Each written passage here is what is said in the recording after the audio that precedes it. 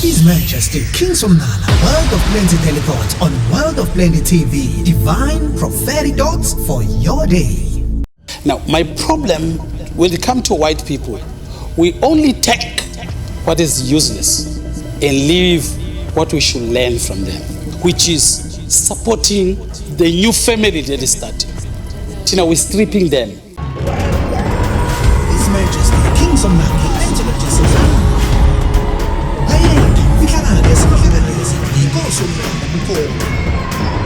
His Majesty King Somnala, the Prince of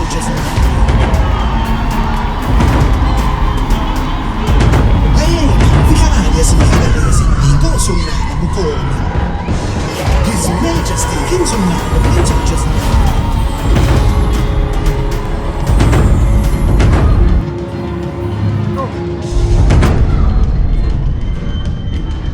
Jesus is not fighting the law of Moses, the tradition of elders because they are elders of the law. No, he's fighting the elders because they've deviated from the laws and traditions of God.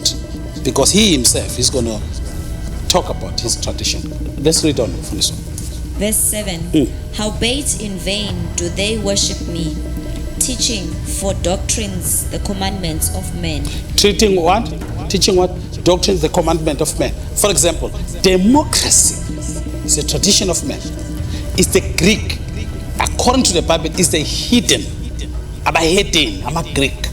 They came up with philosophies. Not that philosophies are wrong. They came up with these philosophies with democracy. That now we rule through the will of the word democracy means the will of many, the will of men. Democracy, in other words, men, they become God to themselves. They decide what is seen, what is not seen. In other words, they can't be told by one person. Vele ama Greek and other nations, they worship polygods, more than one god. That's where they develop even in three something when they started theology. I think 328 AD. They came up with a doctrine of Trinity. Doctrine of Trinity, it never existed in the nation of God. That God is three. No, it never existed. It was developed after the theologian who had influenced, I say, Western, which were not the custodian of the Bible. They believe in many gods. Khona uNkulunkulu wamajuba, khona uNkulunkulu, so khona uNkulunkulu wenyoka, khona zonke inhlobo zoNkulunkulu, insensane, ngisho neimpethu, kunoNkulunkulu wempethu omoshipayo. Everything. Amasele.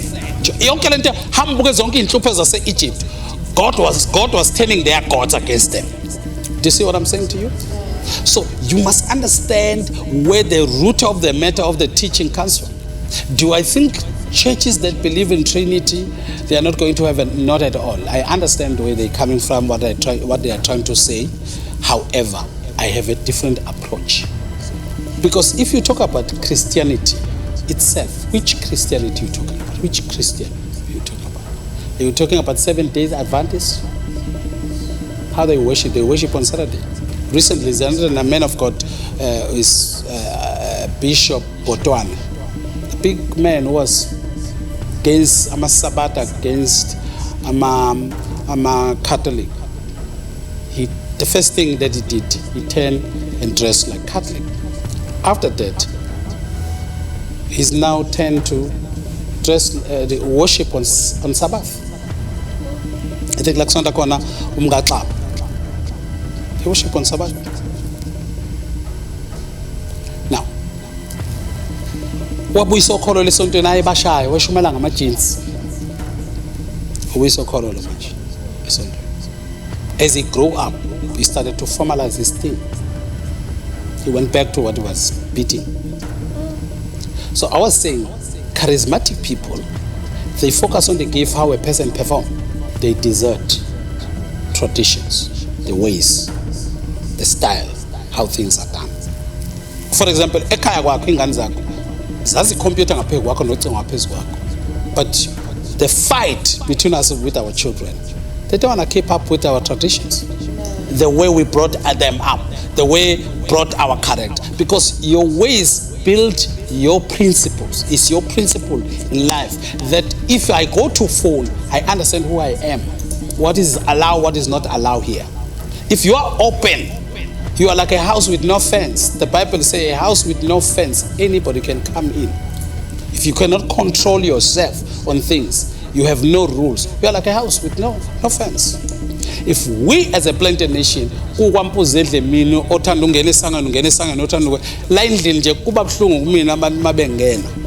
have to take out shoes sometimes. But those are traditions. Those are the rules emanating from when I came here. Because I was thinking I'm going to be alone with 2 bodyguards. When I'm praying, I don't want a noise, I don't want a phone ringing. Phone ring aloud. I had to remind myself what the God of this house said, who led me, who gave me this place. So you need to understand the traditions. You read the Bible, and abantu bakutshela ukuthi ama-altar kwakwinto Old Testament, and then thina njengomnala siyazi ukuthi Abraham was not under the Old Testament. Testament means a covenant.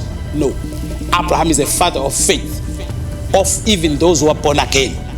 If the father of faith was practicing the altering things, then what's wrong with us?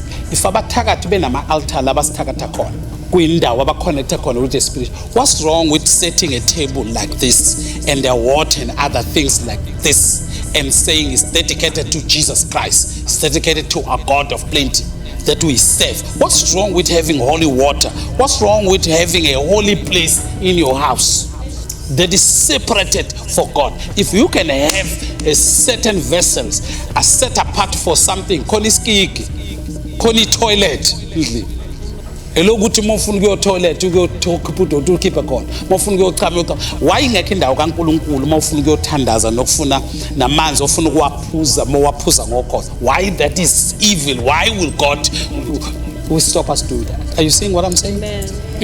Let's go. Verse 8. For laying aside the commandment of God. Laying aside of what? What is wrong with a tradition?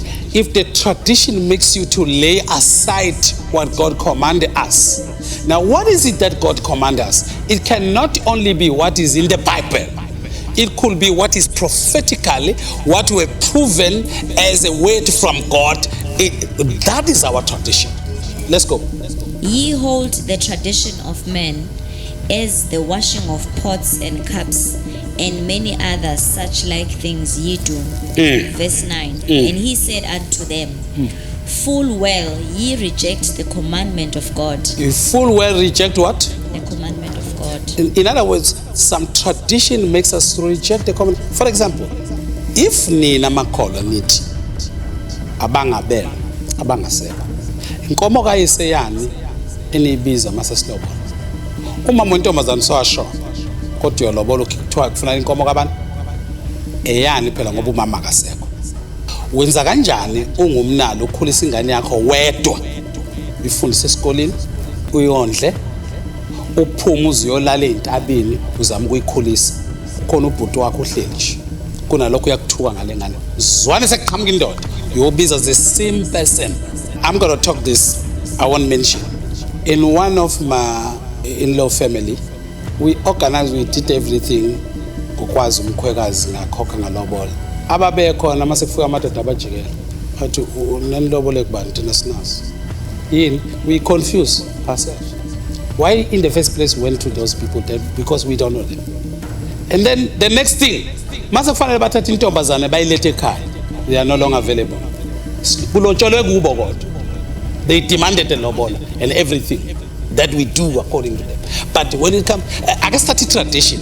How do you uthatha ilobolo kimi kuthiwa kune King's Day, kuthiwa ngishadela omnye umfazi, you are not the kuthiwa ngishonela, awuqhamuke nalutho, ngenza umcimbi omkhulu, awuqhamuke nanembuzi nanenkukhu, awungiphekisi kodwa wangilobolisa. Do you understand that? Because makulotsholiswana sakho ubuhlobo, uma sikhala siyakhala. If you will notice today emakhweni ethu ithina ukuthi makushone khona sikhipha imali, but mina mangishonela umama nombaba ngeke bakhipha imali bona. ngeke bangisiza ukungcwaba umama, ngeke bangisiza ukungcwaba ubaba, ngeke bangisiza ukungcwaba ukwethu. Do you see how cruel it's done today? Singamalulwane siyantaza kanje. Let me warn African girls. One of the stupid things about African girls is ukwakha indlu ekhaya kini enkulu yama million ukhokhe o20,000 ngenyanga kini. Akhona kini montombazana. Kini ilawo ozokhetha khona. Lento yenza ukuthi ufike la ekhaya usufika nezikwelete ezingaka nama furniture washiyela abakini. Look at how today tradition has been messed up, African tradition. Number one, manganwa umfazi yini umsizi wabo.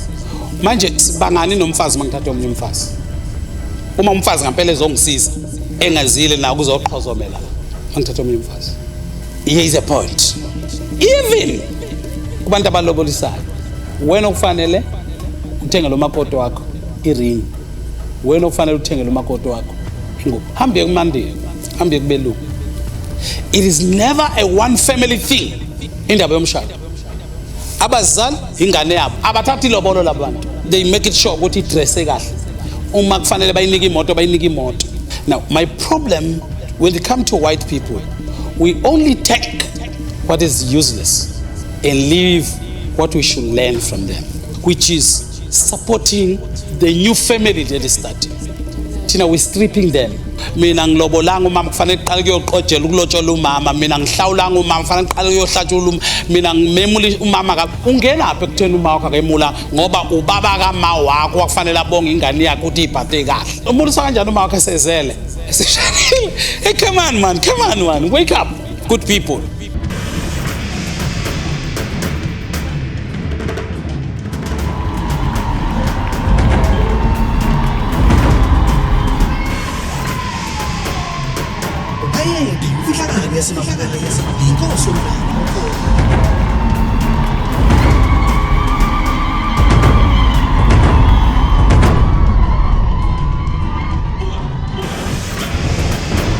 His Majesty, King Somnala, Peninsula His